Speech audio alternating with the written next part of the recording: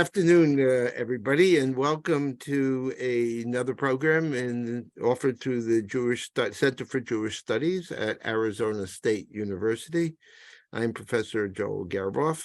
I've been a professor here at ASU, now hard to believe, 45 years, and I've been involved in the Jewish Studies program since its inception.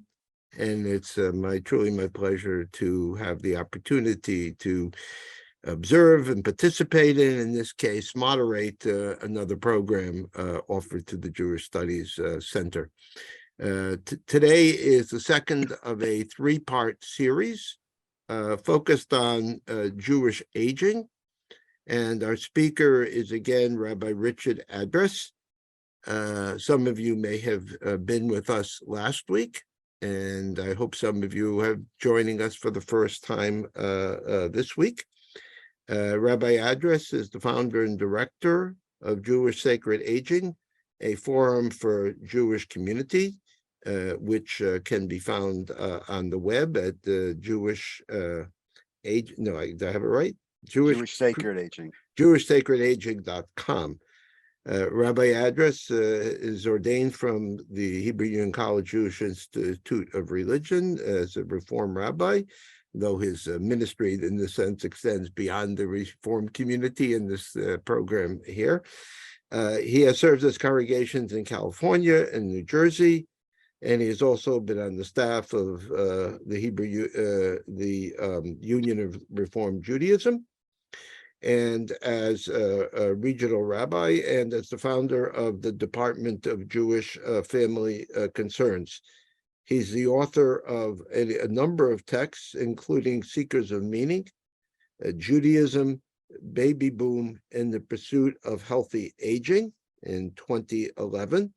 The book explores the notion of a caring community and its relevance to baby boomers who are struggling with issues of aging and mortality. And in the interest of time, his presentation today, I don't know if I have the right topic in front of me. So why don't you share with us your title for today, and I will turn the floor over to you. Thank you, sir. Thank you, Professor. And also thank you, Lisa, for all your technical genius. I appreciate it more than you know. Thank you very much again for the introduction, Professor, and it's nice to be back with you. Let me begin, as I did yesterday at yesterday's conference, by just apologizing for my voice. And if I had to stop in the middle, I'm on day 4 of COVID. So so I may have to stop the cough or do something. Just bear with me, please. Just do me a favor, stay away from this. I avoided it for 2.5 years, but for some reason, it found me. I wasn't looking for it, but it found me. So just stay safe and stay healthy. Okay, so last week, excuse me, I wasn't kidding. So last week, we began the first of this 3-part series with a look at some Jewish texts and how some of the traditional texts can influence us by providing a spiritual foundation for this, what in the literature is now being called the third stage of life. And we explored some of these texts from the Torah. Today, we're going to move off of that and explore our tradition's approach to, as it happens to be very prescient, health and wellness, both physical health and mental health.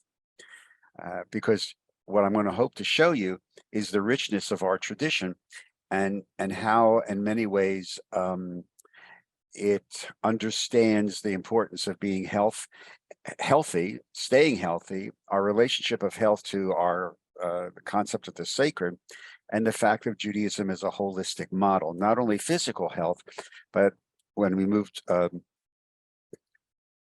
towards the second half, an examination of our approach to mental health, because the mental health concerns right now are overwhelming. We just, there's another article, I think in yesterday's New York Times, about the explosion of older adults' anxiety, issues of anxiety. And if you've been following the news reports in the various newspapers, the explosion in teenage angst, anxiety, suicidology. In fact, we just recorded another podcast that will post sometime in March with two authors of two new books on dealing with suicide and family dynamics.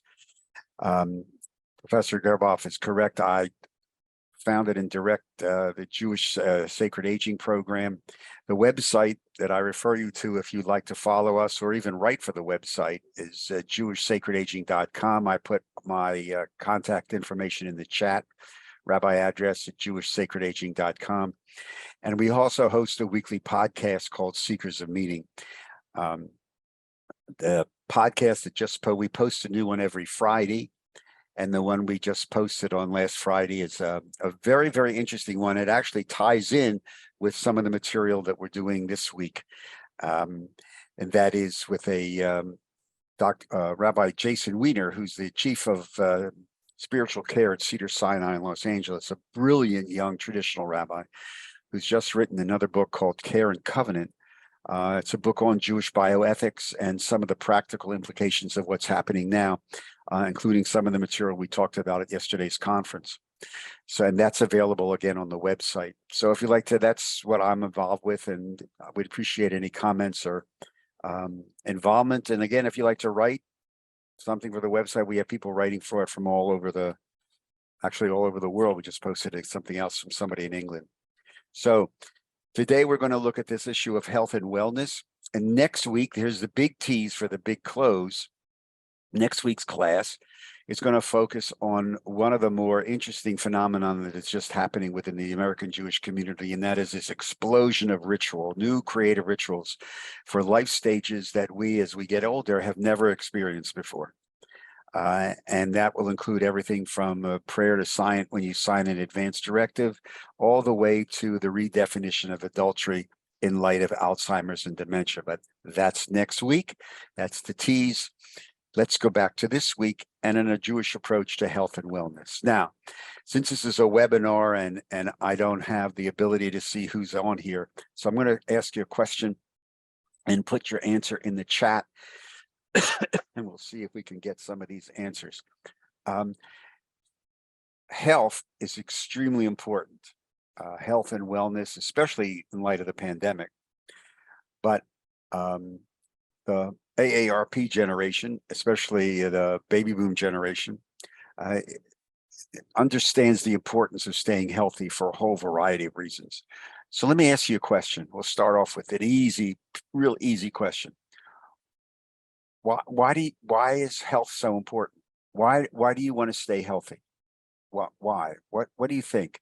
What's the important thing about staying healthy, watching what you eat, your exercise, your nutritional regimen? Why?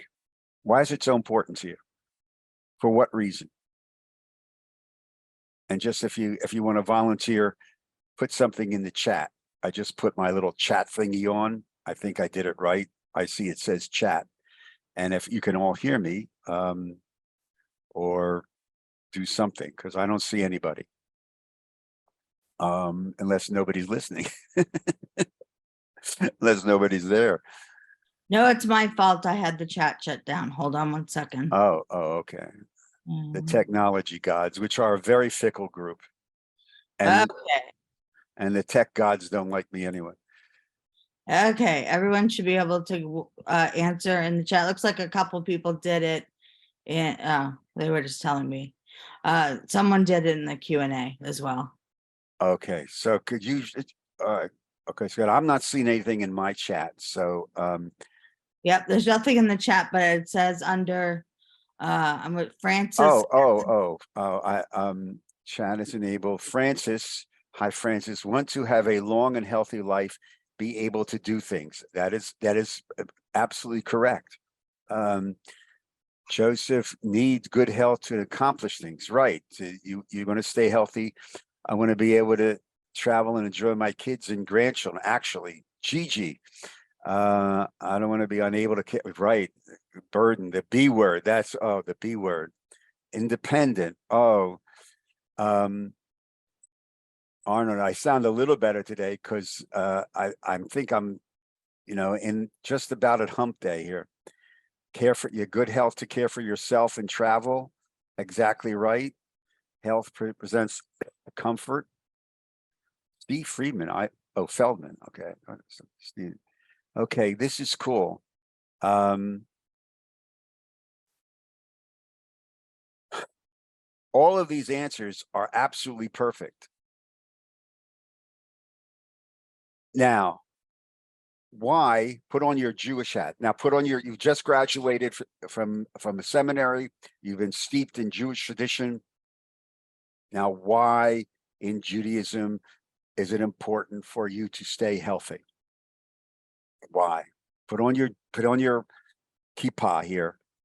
Okay. Why is it important? Anyone want to hazard a guess? Anybody want to hazard a guess? Because all the stuff that you wrote is really cool, right? It's absolutely right. I agree with it 100%. I want to stay healthy so I can, continue to go to Phillies games or play with my grandchildren. To be able to, Gigi, I don't know where you are, but because Gigi's correct, Gigi says to fulfill the mitzvah. And Toby, we're in the image of God, so our bodies are sacred. All right. So you guys obviously are ready to be ordained. All you need is a couple of prayers in Hebrew, and you could actually get a job.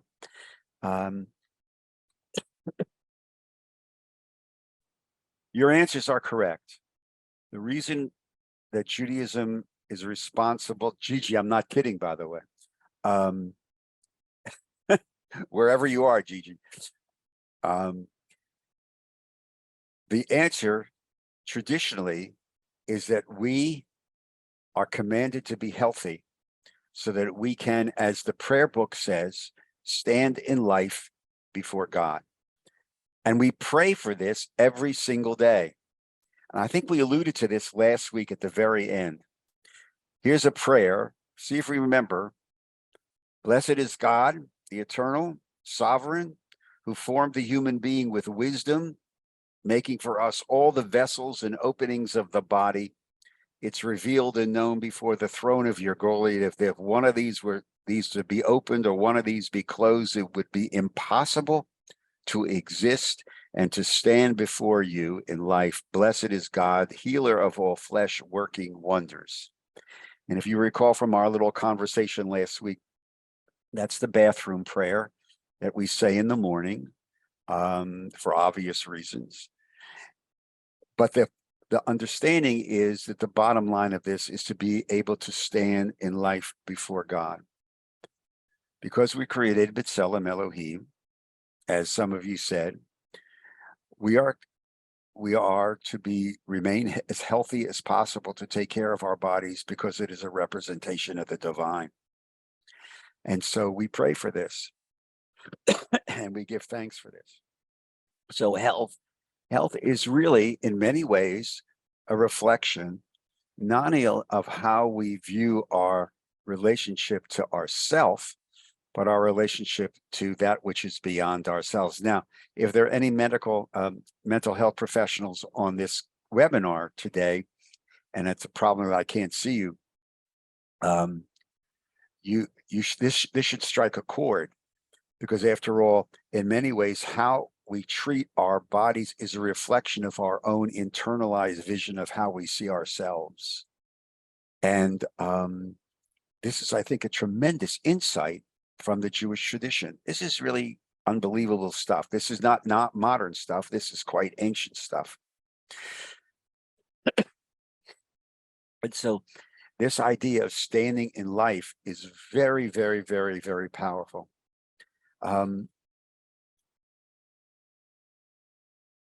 Whoops. And again, this is from the prayer book.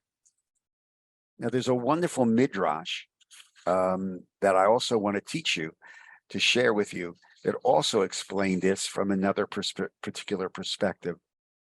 Midrash, as you know, as this collection of stories, parables, fables, all with some message.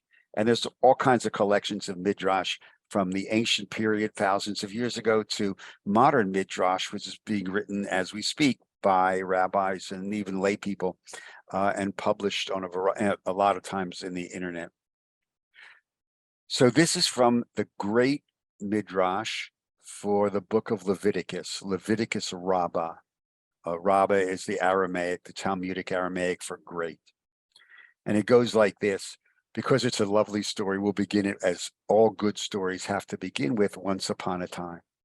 A story is told of Hillel, that when he had finished a lesson with his pupils, he accompanied them part of the way, and they said to him, "Master, where are you going?" And he answered, "To perform a religious duty."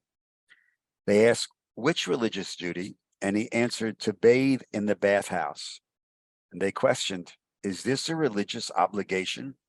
And Hillel replied, "If someone is appointed to scrape and clean the statues of the king that are set up in the theaters and circuses, and is paid to do the work, and furthermore associates that with the nobility, how much more should I, who am created in the divine image and likeness, take care of my body?"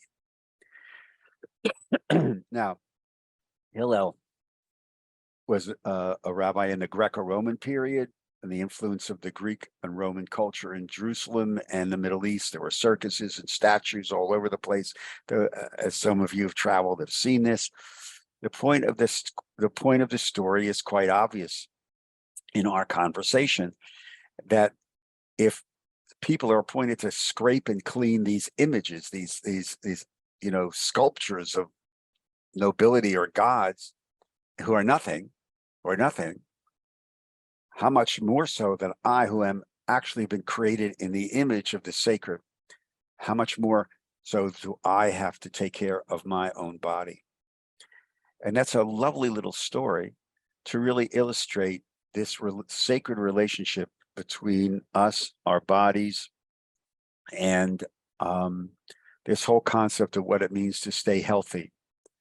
There is a rich tradition within our tradition of texts that associate with some aspects of health and wellness. If this was a class on the relationship of Judaism and medicine, which is a great discussion, by the way, you could go through a whole variety of texts about the role of the physician and health and wellness, and the purpose of the physician, that you're not supposed to even live in a town without a physician. And we're going to study and take a look at some of those texts in a minute, but I want to focus on perhaps the key figure in classical Jewish tradition that really gives us an insight not only into the theological, philosophical approach to health and wellness, but to the practical medical approach to health and wellness. And that's obviously Moses Maimonides, who was born in Spain and then migrated to, because of anti-Semitism and stuff, to be the court physician. He was a practicing physician and a world-class, as you know, scholar. Excuse me. To become the court physician to the Sultan in Cairo. And this is in 12th century Egypt. There are a whole variety of text and analyses of Maimonides. And if you really wanted to unpack some very, very interesting aspects of not only health and wellness, but medieval Jewish philosophy, and how in many ways and classical Jewish theology, if you haven't studied Maimonides, it'd be a great class to add to the ASU portfolio in the Jewish Studies department. There's been a whole variety of volumes written around Maimonides. Let me quote from something that I think is going to give you another insight into an approach of the Jewish tradition to this entire enterprise of staying healthy. Maimonides, and this is from a volume by two of the leading scholars in this area, Rosner and Kotek, traditional scholars, and from a book called Moses Maimonides, Physician, Scientist, and Philosopher. published quite a while ago, 1993, but the meaning is eternal.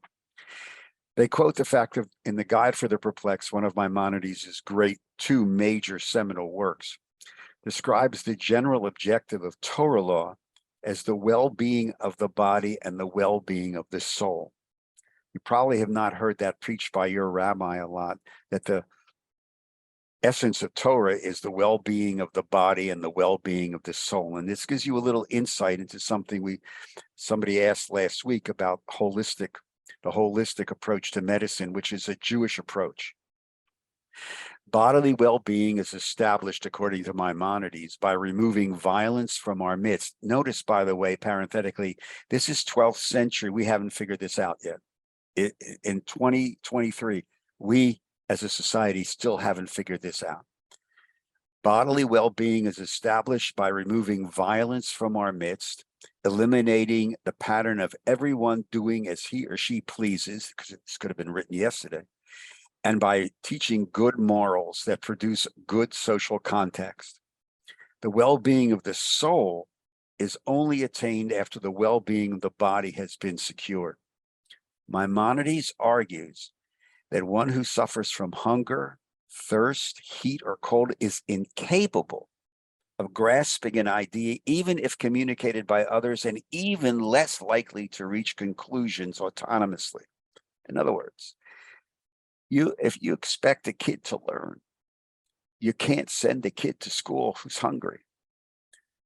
If you expect somebody to be elevated, you can't expect that person to be hungry or ill-housed or ill-clothed. You can't. It's not going to happen.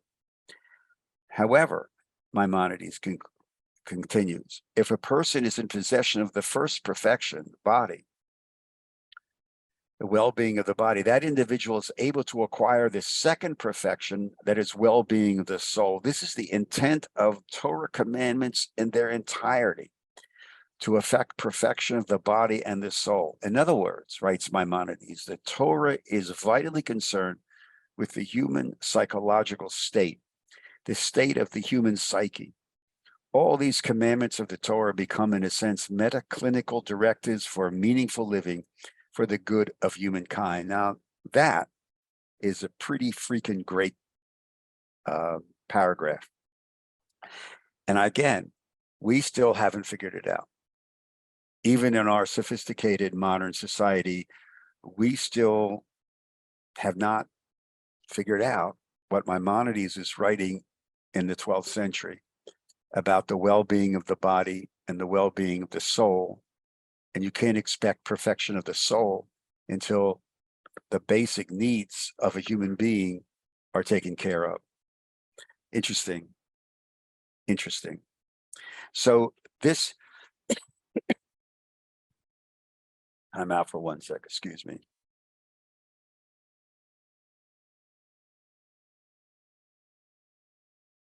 So Maimonides, I'm going to suggest you introduces this concept of this mind-body duality, not duality, but mesh. And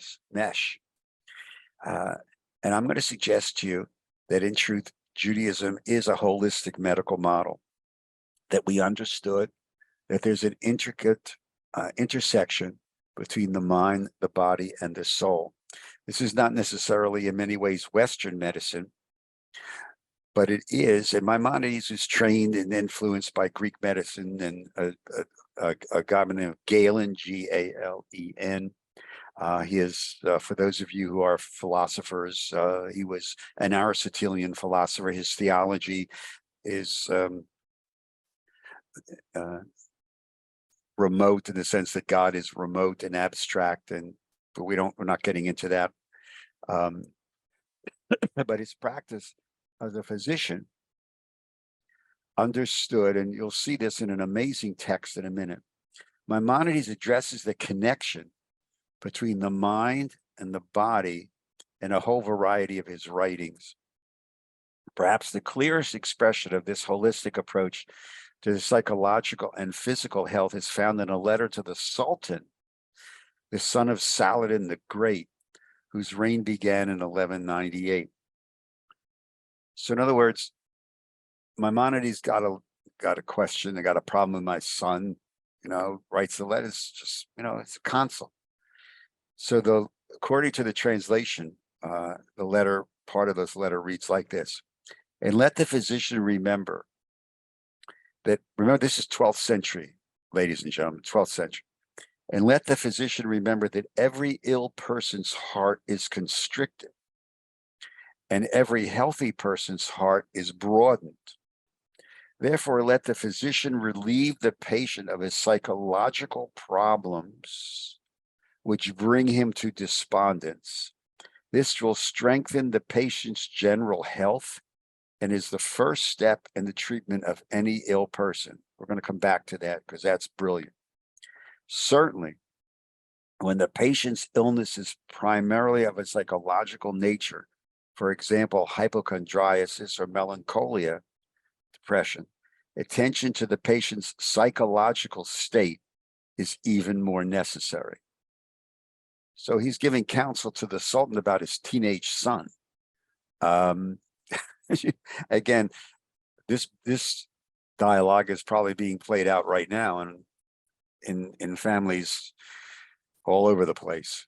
What am I supposed to do with my 16-year-old son or my 17-year-old daughter who doesn't seem to be this or that and the other thing? And we're going to get to some of that when we get to the mental health stuff. Now, this little glimpse into this holistic approach. So Maimonides is saying, hey, look, you got to deal with the psychological stuff, because a lot of times people come for psychological reasons. In the work that we do in Jewish Sacred Aging, a lot of older adults go to the doctor a lot, not necessarily because that they are always sick, but they may manifest some illness, physical illness. But as many studies have shown, a lot of people will go to the physician because A, there's a human being there. They're alone. They're isolated. This is pre-pandemic. And the fact that they can be in an environment with other people and somebody talks to them and engages them and validates their existence and humanity, that's really one of the drives that people have. This is not, we alluded to this last week, but it's not the subject of this particular class. But my own personal belief system is what I call the theology of relationships. And it's drawn, as we mentioned last week, from Genesis 2:18 and Genesis 3. And the fact that it is not good at all for us to be livado, alone.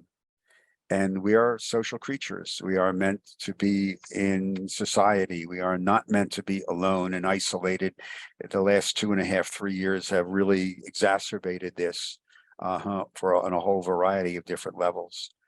So this idea of being with people and being in relationships is even more important, especially as we get older, when often, as we talked about last week, those circles of relationships, as you remember, get smaller and smaller and smaller. So this introduction by Maimonides into this holistic understanding and even how you approach when you go to the doctor, he outlines even further. Maimonides demands then much from the physician as well as the patient. Remember, he's a practicing physician. He expects the physician to be a reservoir of knowledge concerning ethical, philosophical, and religious approaches to living, as well as an expert in diagnosis, understanding the body, and pharmacotherapy. First, the physician, listen to this. First, according to Maimonides, you walk into the doctor's office. Okay, this is before managed care. Yes, I know that. So we can all accept that this is not necessarily applicable to 100% of the cases in the year 2023 when you and I go to the doctor. First, the physician needs to obtain a clear understanding of the patient's subjective world and secure a diagnosis of the patient's psychological distress. Even if psychological stress is not manifest, it's assumed to exist, and the physician is required to search for it. Only after this psychological workup can the physician begin with a medical intervention.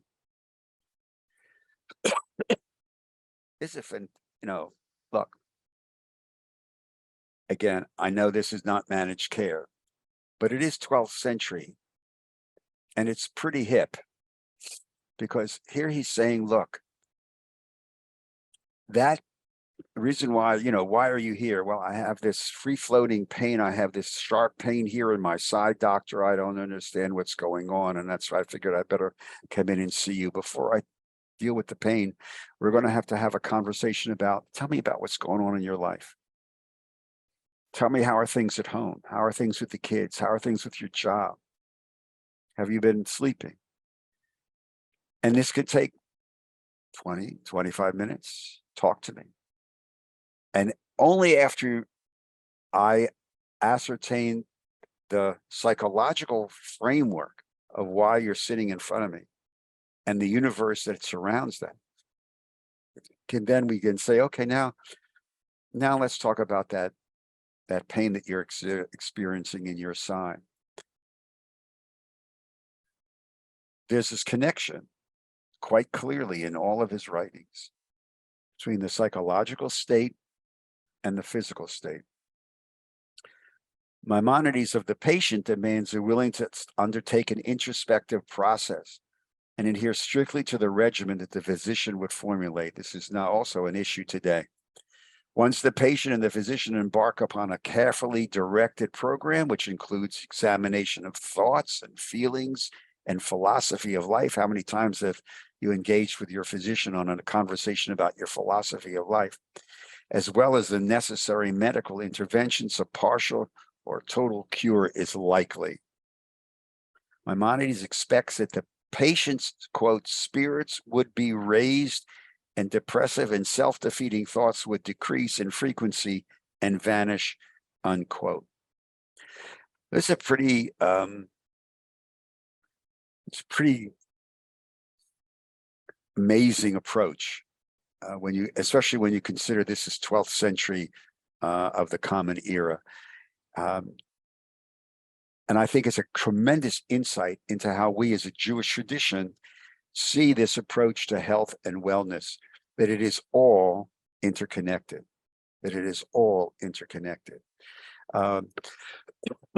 Excuse me, I'm sorry.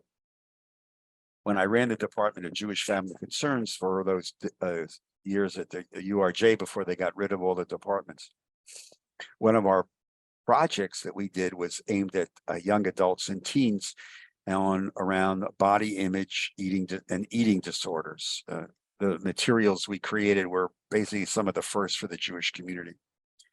And in interviewing hundreds and hundreds and hundreds of teenagers when we developed the Eating Disorders Project, this linkage of messages that come in and how it's manifest and processed within the psychology of a person, and how that is then reflected in physical reaction was almost universal. That again, this interconnection, this holistic approach to health and wellness is steeped in our tradition. And I think it's something that we've gotten away from in many cases. It's not New Age, but it's Jewish, at least in our tradition. Are we clear so far? I know I've been rambling. Any questions so far? If there are, I guess let's take 2 seconds and see, Julie, if there's anybody want to raise something in the chat or raise something in the Q&A or raise something in whatever. Any other? Okay, seeing none. I don't see any. Press the chat button here. Okay, none. Okay, so we're gonna hopefully you're all awake, and let me click this off. Okay, so with that established,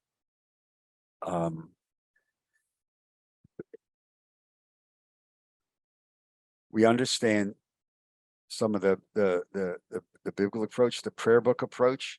the medieval Jewish approach through Maimonides, the intent of the Torah law, all this building up to a couple of other things. So here's a couple of other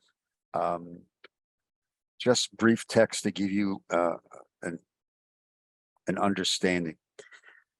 First of all, this isn't a whole class on healing, although the concept of healing, and many of you remember something like in the 80s, there was a whole Jewish healing movement. There were healing centers that were established in, maybe a dozen or so cities around the United States and Canada. Most of them lost funding over the course of years, but the Jewish healing movement, which still exists, also used text to underscore the power of healing and wellness. Remember, one of the insights of the Jewish prayer book and the Daily Minyan is we have this prayer, heal us, O God, and we shall be healed. Save us, O God, and we shall be saved. Blessed is God, healer. And when we talk about this in the workshops, we always ask people, well, we pray for healing. What do we not pray for? And the answer there is the Jewish community in the prayer books, the Daily Minyan, Daily Amidah, does not pray for a cure. It's as if the Jewish tradition understood that it is possible to have some sense of spiritual healing without actually being cured of a disease. Tremendous insight from centuries ago.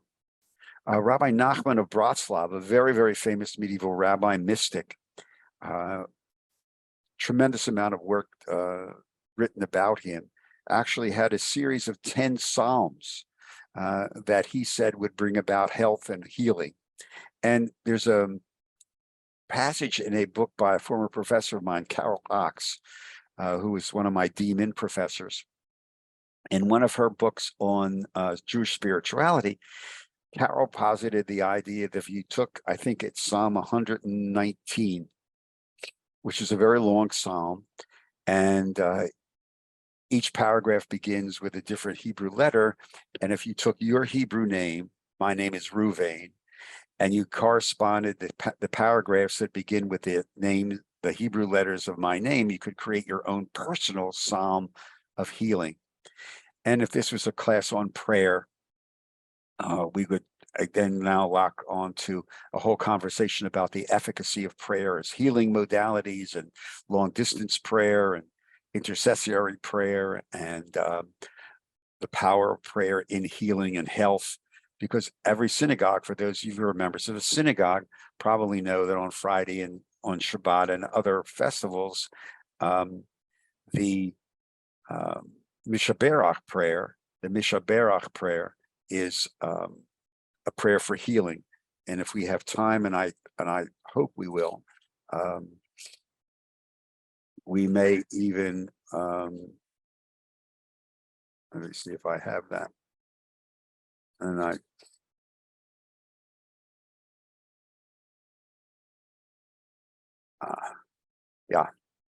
they'll do that next week.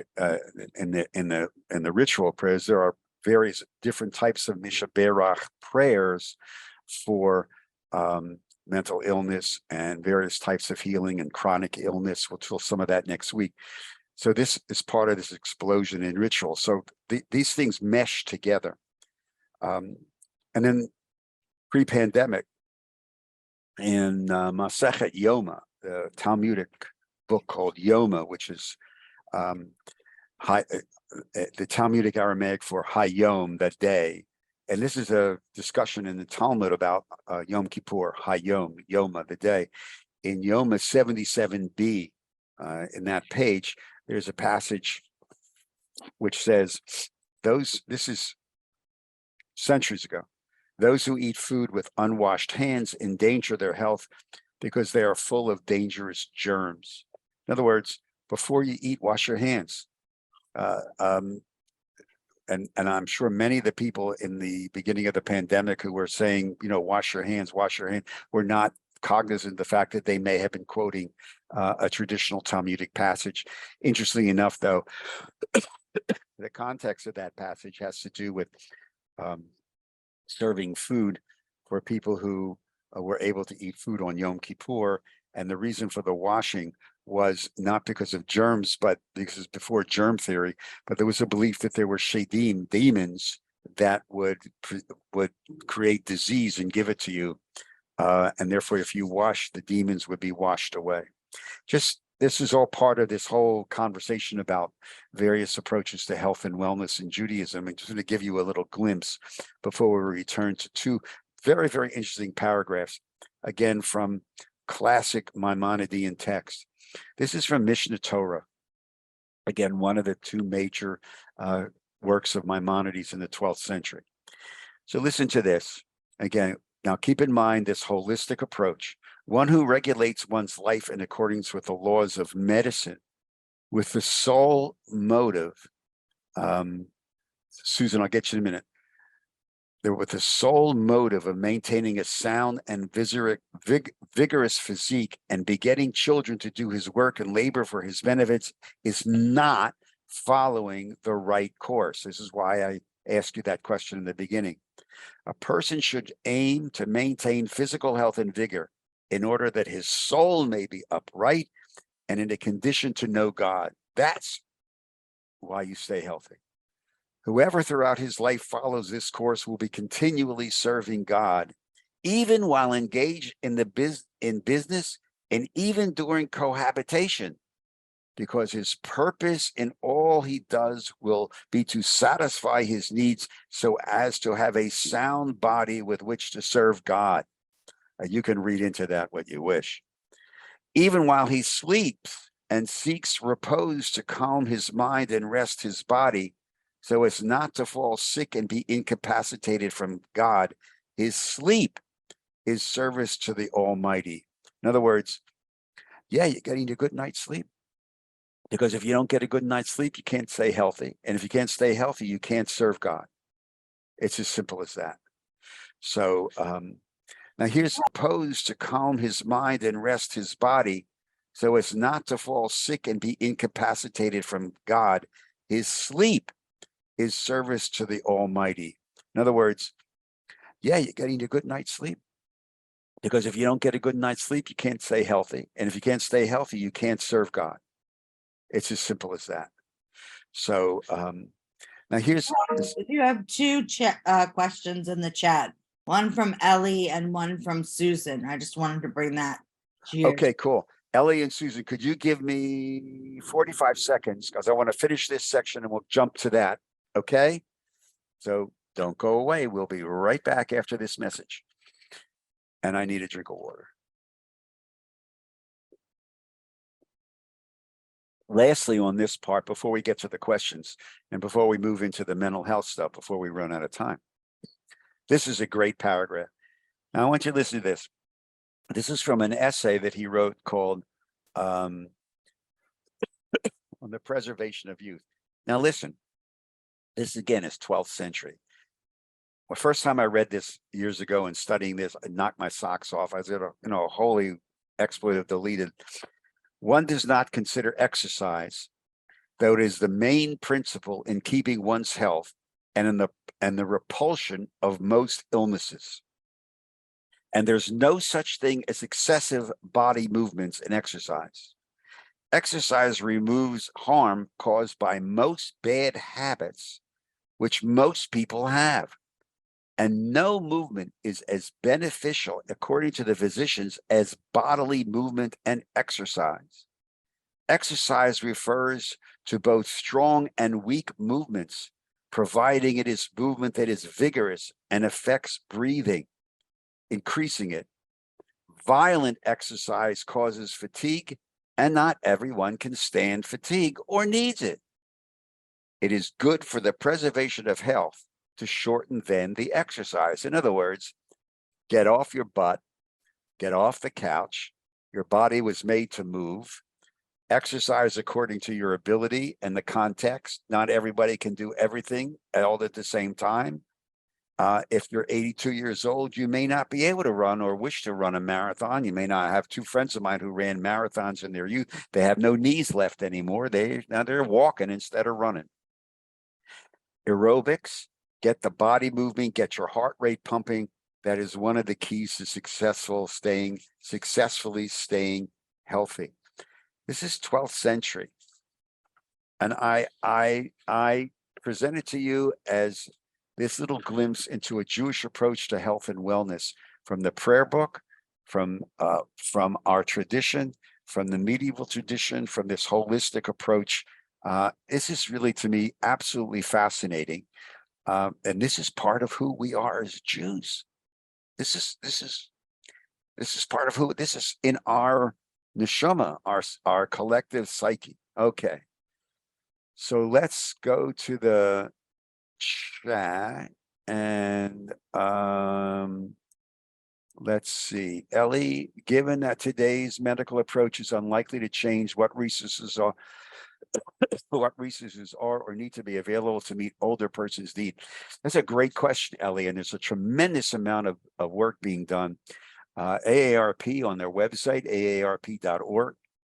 Just about every Jewish family service that's functioning well will have classes focused. There's water aerobics. There's all kinds of opportunities right now for older adults to engage in physical exercise, to change lifestyle.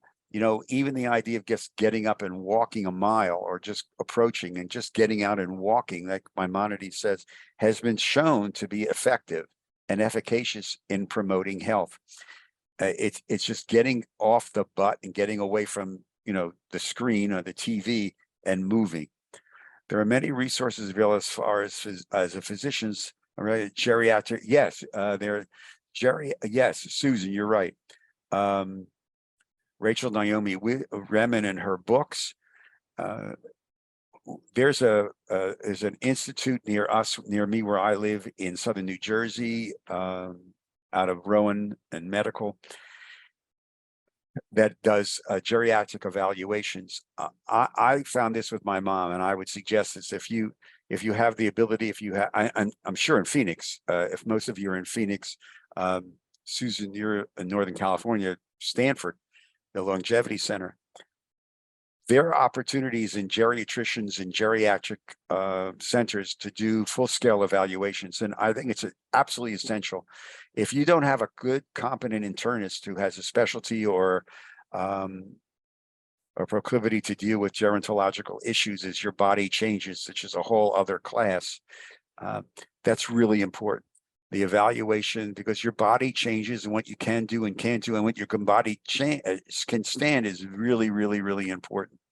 So, and there is a national organization that handles this. I think Susan has put it in the chat.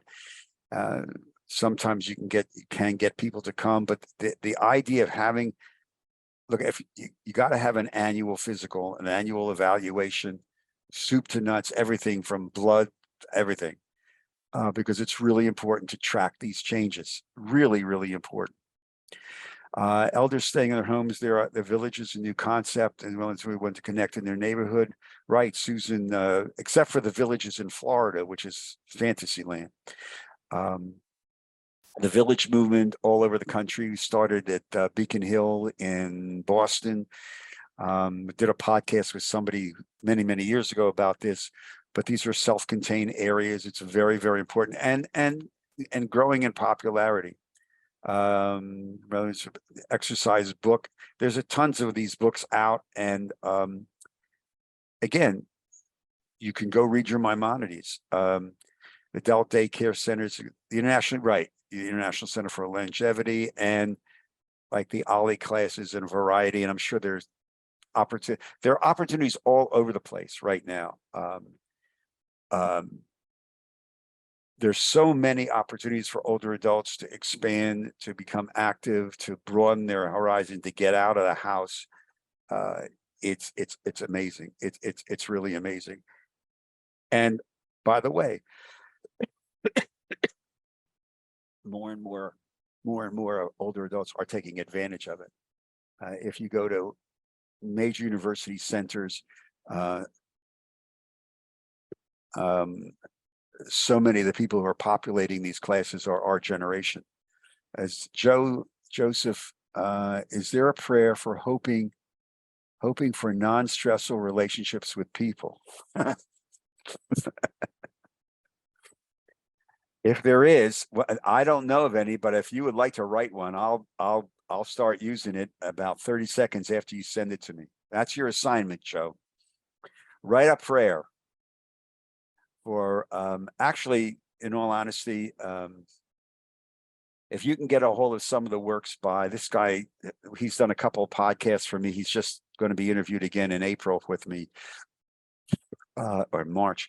Alden Solovey, Solovy. He's perhaps the leading liturgist and modern poet in Israel. He's published a whole series of books through the CCAR Press. And in some of those books, I have them at home. I don't have them here at the condo. I have them at home. He has written some prayers that could be alluded to this, yeah. And you can go to ritualwell.com, which also should give you this. Did any other Jewish philosophers or physicians write about physical care? Excuse me, I'm sorry. And what about a holistic approach? Yes, there are. You have to go. We could, if this was another class on, Judaism medicine, we can explore that. There is a new book from last year. This is 2023, 2022. Religion and Medicine by Jeff Levin, Levin. He's a professor of endocrinology at Baylor University in Waco, Texas. He's brilliant. He's a brilliant guy, good guy. He did a podcast for me last year on his new book, and it traces the whole intersection of medicine and religion in interfaith wise. It's a really brilliant book, really, really good book. And for those of you who are in synagogues and it's a really good study book to do a class around. Okay, so that's a couple of resources for you to go have fun with in between baseball seasons. I want to turn now to, because we only have about a half an hour left, and to a subject, again, how Judaism approaches the whole issue of mental health, because mental health is so crucial right now. Again, there was an article in yesterday's Times, I think in the Paula Spann, the new old age column in the last couple of days about older adult anxiety not being handled. This slew of articles about young adults, teenagers, the instances in suicide, depression. By the way, Maimonides, who wrote on this as well, suffered from clinical depression because his brother, who he was very close to, died in a shipping accident on his way to India, carrying with him much of the family fortune. And it sunk Maimonides into what he describes as his own clinical depression. According to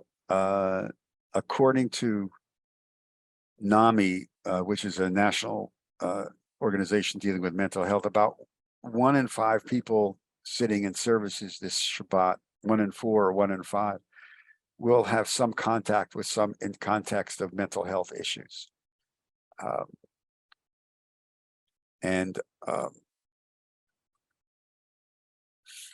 Well, I have to, Susan, I don't know what you're. Oh yeah, in the Phoenix area, there is Judaism psychiatry is a huge area that it is. So by the way, this could give you an opportunity to do another mini class around the intersection of Judaism and mental health, and Judaism and psychiatry. Certainly, just the Freudians alone would have a field day. Given Freud's Jewish background and the way he was raised, and anyway, it's another story for another time. Let me go, because we are gonna run out of time. The Jewish intersection of mental health is biblical, and you can check this out when we're done. Go to 1 Samuel, the book of 1 Samuel. I think around chapter 16. The context of this is King Saul and his military lieutenant, a guy by the name of David. King Saul had issues. That's another story, the whole development of the monarchy and the desire to, after the Solomonic Empire was divided. And I mean, at the beginning of the monarchy with King Saul and why King Saul was picked, and competition with the priesthood. It's all, you could read it as political science, and which it really is, as well as religion, but the two usually go together. King Saul suffered from what many people said is some sort of mental illness, mental concern, melancholia, depression, personality disorder. And he was having one of these episodes when they bring in this kid who played a stringed instrument, a lyre, Lyre. But anyway, his name was David, who was eventually going to rise up and be a major figure. And you have this instance in 1 Samuel 16, 14, 16, with King David, with David wasn't king, soothing, playing music to soothe the disturbed Saul, King Saul, who was possessed with what the Hebrew calls a ruach ra'ah, a ruach spirit, ra'ah, evil spirit. There are other instances. Oh, my voice is going. There are other instances within the Tanakh where certain words and instances are used, certainly to indicate that the person being discussed was dealing with some sort of concern, mental health concern. That's in the Tanakh. I want you to fast forward now to the Talmud, 5th, 6th century, where you actually had a diagnosis, a visual diagnosis. This is before imagery. This is before EEGs. This is before everything. And you had to make a decision or a diagnosis based upon what you observed and how people were acting. Now, the context of this Talmudic conversation in Masechet Chagiga, I think it's Chagiga 3b, in the Talmudic Aramaic begins with the phrase Ezehu Shoteh. Shoteh, S-H-O-T-E-H, Shoteh, is the Talmudic category, legal category, for someone who is dealing with a mental health issue. The context of the conversation in the Talmud is, can a person who is a shoteh be a witness in a bet din? Can a shoteh be a witness in a Jewish court of law? Can he give testimony? Then the Talmud says, well, Ezehu shoteh, who is a person, can be categorized as a shoteh. They give a 3-part definition. Again, keep in mind, this is Talmudic, 500, 600 of the Common Era. Going out alone at night, where that's not usual, sleeping in a cemetery, or tearing one's garments. Okay, that's a 3-part observational diagnosis. Going out alone at night, where it's not usual, sleeping in a cemetery, or tearing one's garments. In a follow-up conversation, the Talmud tries to conclude, if all 3 are necessary, if all 3 conditions need to be met in order to be judged as shoteh, or if only one action alone is an indication of certain types of incompetence. So it's a Talmudic conversation. So as you know, for those of you who've looked at the Talmud, there then follows a conversation with 2 rabbis, and none of them are going to agree. Rav Huna says all 3. Rav Yochanan, you only need 1. But, adds the Talmud, we know that any one can be explained in a normal fashion. You could find a reason that any one of them could be okay. Thus, the definition must be altered to one who performs such actions in a way that it would indicate abnormality. In other words, again, observation. Somebody's acting so abnormally, even if they have a bizarre habit that's peculiar to them.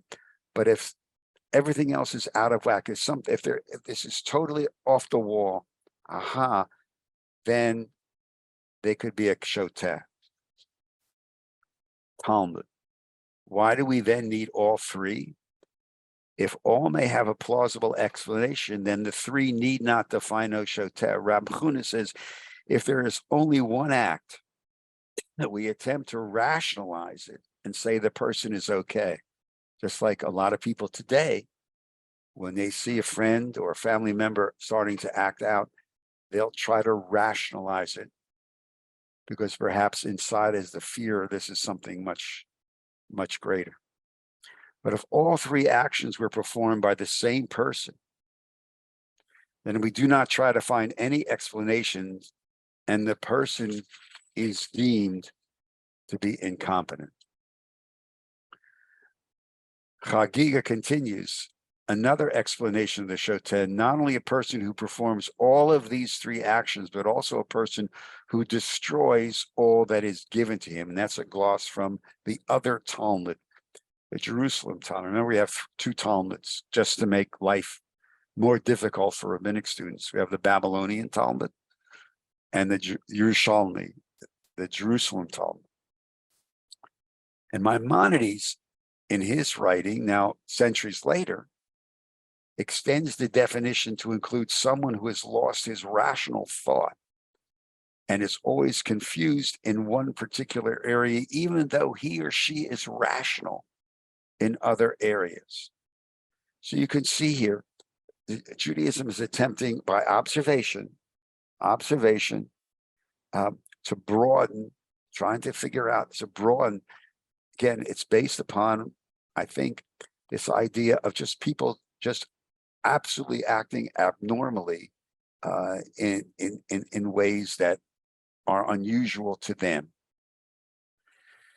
Maimonides seeks to broaden the definition of incompetence based upon his own experience as a practicing physician and parenthetically somebody who walked through clinical depression.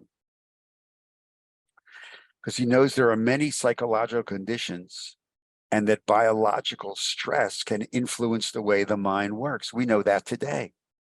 You know, you're under a tremendous amount of stress. It can impact the way you act. It can the way you act out. Each case then has to be judged on a case-by-case basis. The Talmudic definition did not equal clinical experience. Maimonides opts for you judge the case, and this is true also in the Jewish approach to bioethics. We judge things on a case-by-case basis, and go back to what we did before, the idea that you have to examine the psychological state of a person. So if that person is coming in under a significant amount of stress, job stress, family stress, emotional stress, children's stress, and he's acting out, that he may not be Shoteh, he may be just under such a tremendous amount of stress that the issue is, let's take you out of that situation or remove that stress, and everything else will sort of like even out. So this observational approach, again, this is before all medication, before all the diagnostic tools that we have today, is very, very, very important. Acting in a way that is so abnormal that I'm glad you like the Monets, that's so abnormal that it would indicate some stress and strain. Maimonides, in his ethical and philosophical writings, examined the role of the soul, the inner essence of man, and the development of one's character. He sees this interconnection between the mind, the body, and the souls. He sees mental health as a balanced middle way between the extremes of any emotion or character trait. This golden mean, illness of the soul and character, is defined as any deviation from the balanced middle way. What this means, and we may have told this to our kids, or may have heard this from our parents, moderation. What the classic approach from Maimonides and the mental health is, you live your life in moderation. If you go all the way to one or all the way to another, you're going to get sick. But live your life in moderation. That's his golden mean. And that's his understanding of a true, happy, perfect life. So when you deviate from this aspect of moderation, you're going to get sick, physically sick, mentally sick. So this concept of the Shoteh is the beginning of this analysis of a Jewish approach to mental health. It's based upon types of behavior that is not necessarily normal, even though some people may have bizarre quirks and attitudes and this, that, and the other thing. You know, probably there's enough people on this call. You may know some people like this.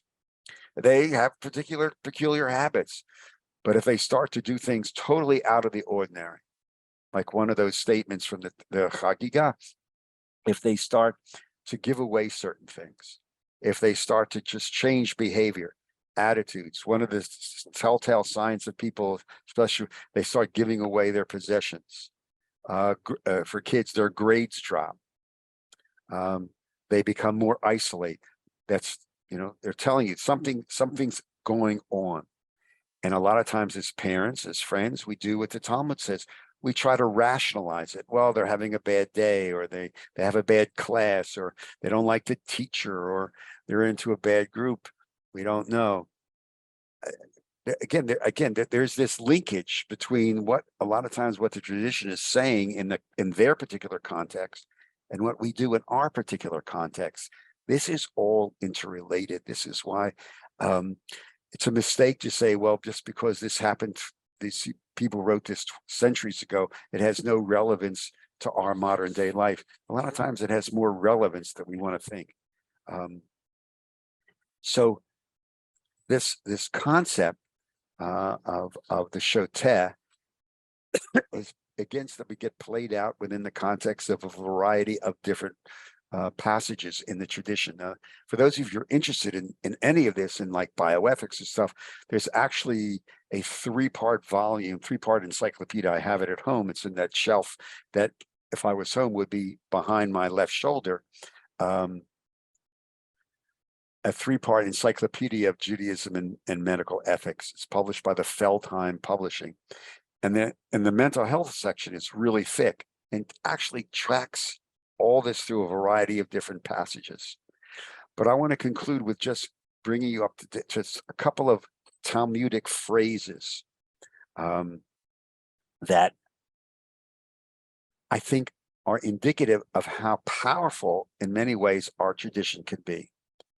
These are phrases that appear through the Talmud conversations. Here's one. Mara shechara. Mara shechara. Marur, mara. A bitterness. Shachor is a Hebrew word that means dark. So this is a Talmudic phrase that literally means a dark bitterness, a dark feeling. What would that be? Somebody put in the chat right away. You depression, anxiety, Karen. This is a Talmudic, but look at the literalness of it. You ever see somebody who's not depressed because the Phillies lost, but I mean clinically depressed? It's like this dark cloud is hanging over me. That's literally what the Hebrew is talking about. This dark mood, this darkness overwhelms me. And I think it's important to understand that this is part of our tradition. Teruf hada'at, or treif hada'at. Treif is like a tearing. Da'at is up here, inside here. So what would this Talmudic expression of when the da'at is knowledge, is torn, is literally torn? What would that be? What would that be? What was the first thing that comes into your mind? Anybody? Anybody? Bueller? Bueller? Those of you who don't know the movie. What would it be if somebody's knowledge is just torn away? Alzheimer's, dementia, schizophrenia, all of these could fall into that category. Okay, these are Talmudic expressions. There's another one that does have particular application to this explosion in Alzheimer's and dementia. A sakanat nefesh. That means a danger to a nefesh. A nefesh is me, is the soul. How does this play out today? There's an explosion right now in the United States around Alzheimer's and dementia. Alzheimer's Association now tells us that there's about 5 to 6 million, closer to 6 million individuals right now dealing with this disease. And as the baby boomers age out, it's expected to grow to about 15 to 16 million. And there aren't enough, as we talked about yesterday at the conference, there aren't enough professionals to take care of us. The idea of doing harm to oneself, sakanat nefesh, gets played out right now. It's being played out right now. And probably, given the numbers of people on this call, some of the families that you may know. Where somebody dealing with Alzheimer's or dementia, it begins to wander. They may be driving and go through a series of TIAs, these little mini strokes. They may, as I know, various cases, walk in, put the kettle on for tea, turn the gas on to heat something up, and forget that they did that. Are they a danger to themselves? And if so, by extension, if they're driving and have a TIA, or if they're in a facility and leave the kettle on and the sprinkler systems go off, and I've seen this happen, do they become not only a danger to themselves, but to others? And in this case, there's a whole series of contexts within the Jewish tradition about not putting yourself in danger, and also not allowing yourself to be in your actions to have put other people in danger. This concept of sakanat nefesh, or sakanat nefashot, a plural nefeshim, a plural souls, speaks a lot to some of the concerns, ethical, moral, philosophical, about people dealing in families dealing with caregiving situations in Alzheimer's and dementia. It's another class for another time on the caregiving issue. But I wanted to point out the fact that these Talmudic terms, which also speak to what could possibly relate to contemporary mental health concerns, are also part of our tradition. Lastly, there's this Susan, I imagine you were going to think about pikuach nefesh. I will in a minute. Excuse me. My voice holds out for another 15 minutes. Let me just take a glass of water here.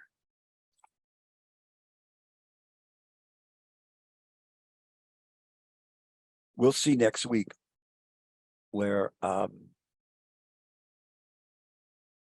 this explosion of rituals and stuff. But there's a ritual and blessing that has been reintroduced in many cases in contemporary liberal synagogues, especially. Traditional synagogues, it's always been there. It's called the Gomel blessing. It's in the New Reform Prayer Book. And the Gomel blessing is a blessing that was said when you completed a an arduous task, originally a journey in the Middle Ages when you went from Minsk to Plotsk. That was a dangerous journey because there were bandits and who knows. Modern synagogues have reintroduced this blessing for people who have walked a horrible walk and have survived.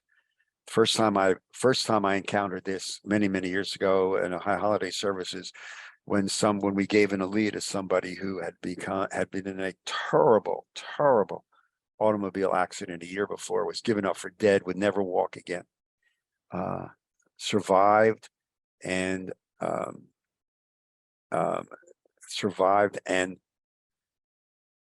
was able to be called to the Torah for an aliyah, walked down the center aisle to the bima, and we chanted, and we did a Birkat Gomel, which basically said, thank you, God, that I have survived this. Cancer survivors are using the Birkat Gomel. When they ring the bell and are in remission or something, a congregation will offer them the Gomel blessing. People who have come through serious illness, people who have survived, not this COVID that I have, but real in the beginning when there are no vaccines, et cetera, we chanted a Gomel blessing. One of the most interesting aspects of this, and had to also do within an essay by a colleague of ours on mental health, and said that he was counseling a man who had come through this clinical period of depression thanks to medication. The medication had brought him through this. And he said he understood finally what the phrase in the prayer book of Mechai Meitim, in a traditional prayer book, of reviving the dead, because he said, my soul had died. And I now understand metaphorically what this prayer really means, because I have been revived. Likewise, the Gomel blessing. For people who have survived serious mental illness. The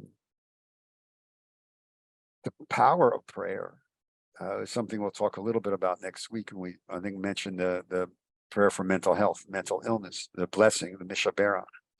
But I want to mention the fact that this also is part of these conversations of health and wellness, both physical health and mental health.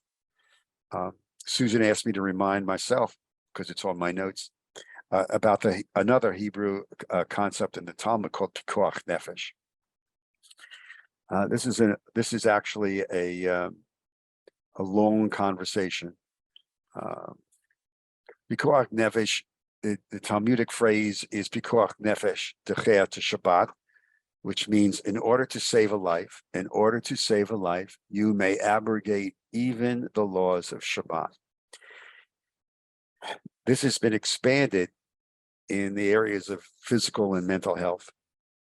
At the beginning of the pandemic, when rabbis were preaching about the necessity to get vaccinated and wear masks, the proof text was Pikuach Nefesh Techea to Shabbat, because in order to saving a life is equivalent to saving an entire universe. And not only by putting on my mask was I helping to ensure my life, but I was also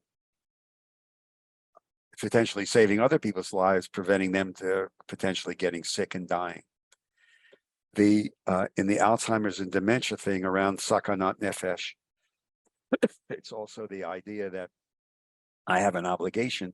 If I see a loved one who is wandering or harming themselves or driving with TIAs, to put an end to that, because potentially not only are they a danger to themselves, but they are a danger to other people as well.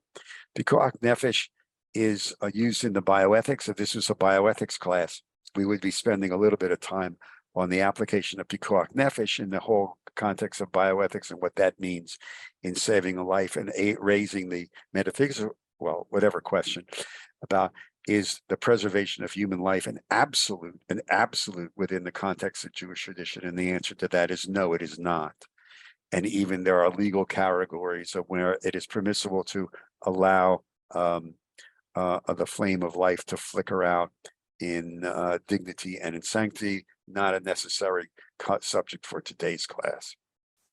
in conclusion, I just wanted to show you briefly, and it is briefly because there's a ton of other text and contributions, but we only had an hour and a half to talk about the impact of the textual approach to physical health and the understanding that we are to stay healthy within the idea of standing in life before God. And oh yeah, thanks, Joe. The idea of helping victims in the earthquake. That's a very, very often used. Pikuach Nefesh can be used. I mean, parenthetically, you guys should know this. You can take a lot of the Jewish text, these little phrases, and really expand them into things, Pikuach Nefesh or whatever. It's a very, very well used phrase that can cover a lot of ground in a variety of different contexts. Anyway, let me conclude. The physical health, the mental health, the idea of keeping healthy, standing in life before God, the idea of where it's in the prayer book, this holistic mind, body, soul interconnection, the idea of mental health and the Shoteh and its explanation within the Talmud and even some of the Talmudic phrases, and the leading into rituals that speak to both physical and mental health issues, which we'll talk about next week. And again, next week, we'll conclude with this whole explosion, some really dynamic rituals. I really want to share, cannot wait to share some of these things with you and get you some of your reactions. Some of you are going to be blown out of the water with some of this stuff. It's really cool. And it's everything I'm going to teach you next week has been used. Nothing is made up, and it's available. We've published a lot of it. And I'll try to tell you also where you can get other words. And I'm going to stop now, even though I'm 7 minutes short, because I think my voice is about had it. So thank you very much. Stay safe, everybody. Seriously, stay safe, stay healthy. Thank you, Rabbi Dress, for your wonderful teaching today and for all the richness of the text you've shared. And I hope you've I think you've dealt with a lot of the comments and questions that have come along. And we issue a refuah shlema yourself. I could use one. Yeah. And we look forward to next week when you'll share with us all this new forms of rituals that have been developed to deal with aspects of aging. I wish thank you everybody for coming and for attending today's webinar. And we look forward to seeing you next week at other forthcoming Jewish studies programs. I just saw that for those of you who might be on the mailing list, that on I believe it's Monday, the 13th of February, will be the annual Albert and Lisa Eckstein lecture. And the speaker this year is Professor Jack Wertheimer of JTS, and I believe he's speaking on issues relating to current state and future of Judaism and Jews in America. So, and more information on that program will also be forthcoming. Thank you again, Rabbi. Very, very good. Very, very good. Yeah, Jack's a great. Yeah, that program will be both in person and on Zoom. So we encourage people to attend. We're very excited to offer that. I think that's the most other upcoming program release. Yeah, that's the biggest program after this. Good. Our biggest program of the year. So terrific. We look forward to seeing everybody at that and other programs as well. Have a Shavua Tov, a good week, everybody. And take care. Well. Thank you, Lisa. Thank you. Bye-bye. Bye-bye.